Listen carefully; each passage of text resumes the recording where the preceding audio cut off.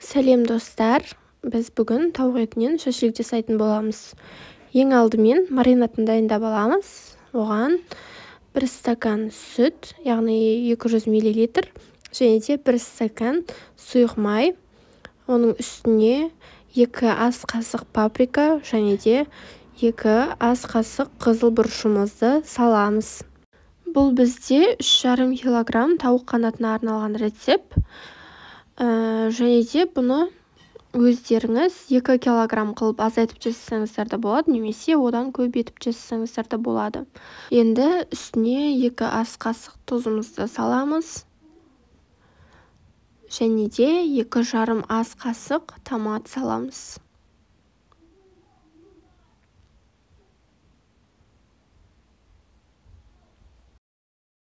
Үстіне 8 бас чеснокты салып, барлығын жақсылап араластырамыз. Осымен біздің маринатымыз дайын. Негізінде маринаттарымыз қою болғаны дұрыс. Өзі осындай сұйықтықта күшті болып шығады. Алдын ала дайындап қойған тауық қанаттарына маринадымыздың барлығын құямыз және де жақсылап араластырып шығамыз. Тауық қанаттары міндетті түрде пышақпен 4-5 рет кесілген болуы қажет.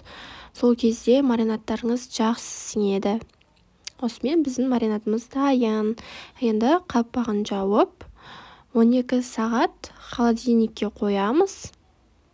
12 сағаттан кейін отқа пісірсеңіздер де болады, немесе пешке пісірсеңіздер де болады. Дәмі өте керемет болып шығады.